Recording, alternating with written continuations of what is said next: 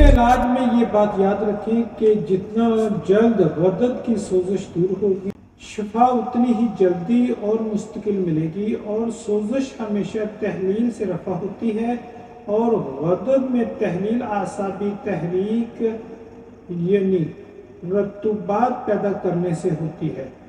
یہ بات ذہن نشین رکھیں کہ عسرت تمس کا علاج کبھی بھی مدر حیض ادویہ سے ممکن نہیں، کیونکہ مدر حیض ادویہ عموماً خشک گرم یعنی کہ عضلاتی غدی ہوتی ہیں جو غدد کو طاقت فراہم کر کے مرض میں اضافہ کر دیتی ہیں۔ عسرت تمس کی کیفیت اس وقت پیدا ہوتی ہے جب جسم میں سوزاکی ٹاکسن پیدا ہو جائیں۔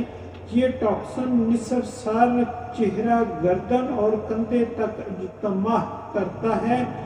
علاج میں خشک گرم غذائیں بند کر دیں، تر گرم یا گرم تر غذائیں استعمال کروائیں۔ غدی اعصابی سے اعصابی غدی: زرد چوب 10 گرام، ملیٹھی 10 گرام، بادیان 10 گرام، ریوند خطائی 30 گرام باریک صفوف کر لیں اور چوتھائی چمچ چائے والی دن میں 3-4 بار استعمال کریں۔ اس کے ساتھ یہ دوا بھی دیں۔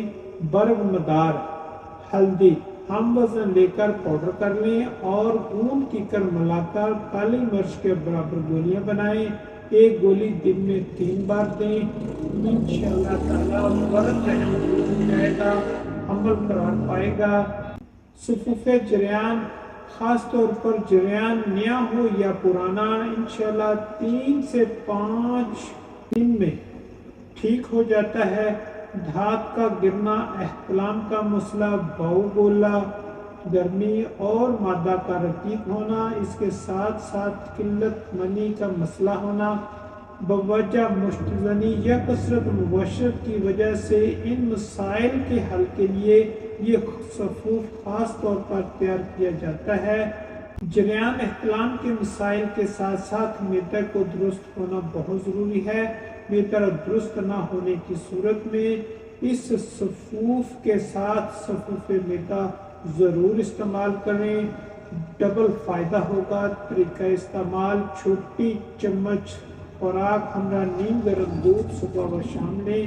معدہ درست نہ ہونے کی صورت میں صفوف معدہ بھی چھوٹی چمچ 2 ٹائم کھانے کے بعد استعمال کریں۔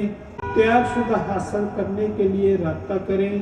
200 گرام کی مقدار میں صفوف 100 گرام کی مقدار میں صفوف ڈلیور ہو سکے گا۔ اللہ تعالیٰ ہم سب کا حامی و ناصر۔